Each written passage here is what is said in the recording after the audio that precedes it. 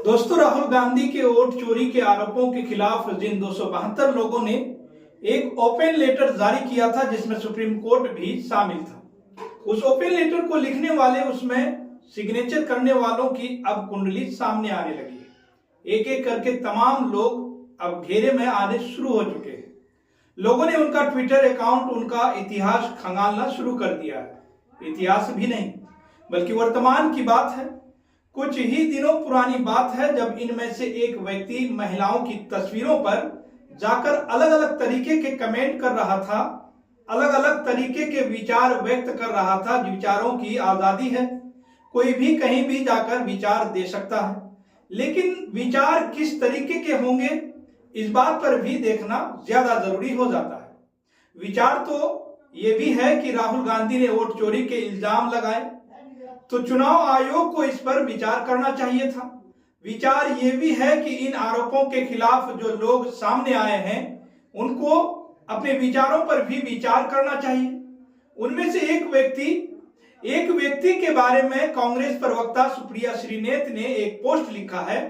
Post में क्या लिखा है पहले वो पढ़वाता हूं, और उस पोस्ट में जो स्क्रीनशॉट है दोस्तों, वो आपको बाद में दिखवाऊंगा। दोस्तों, लिखा है, ये योगेश गुप्ता है, भारत के उच्चायुक्त रह चुके हैं।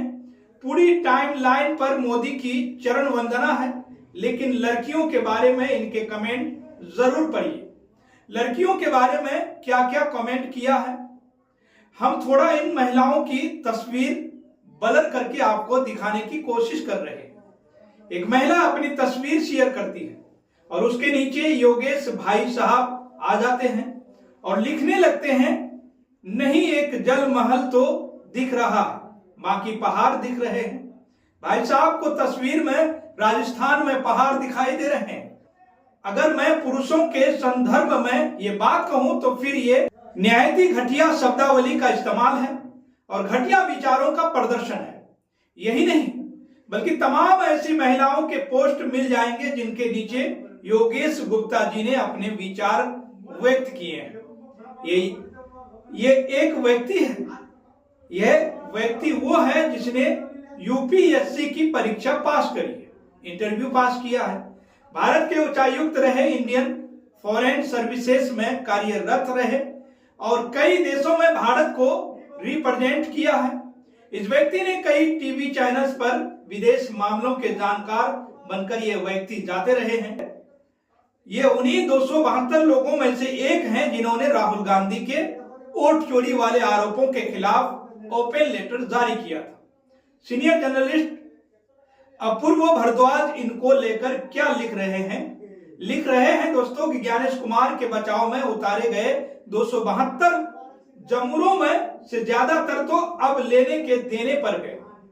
रिटायर्ड जज, आईएएस, आईपीएस, आईएफएस सबकी जन्म कुंडली एक एक करके खोली जा रही है और सामने आ रही है किसने अपने दौर में कितने काले कारनामे किए।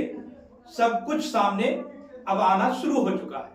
अपना दौर छोड़िए, इनका दौर बीत जाने के बाद, रिटायर हो जाने के बाद, मोदी का वंदना करने के बाद हाल ही में क्या क्या किया है और क्या क्या करते जा रहे हैं, ये सारी जानकारी इन तमाम स्क्रीनशॉट जो की है हम आपको लगातार दिखा रहे हैं।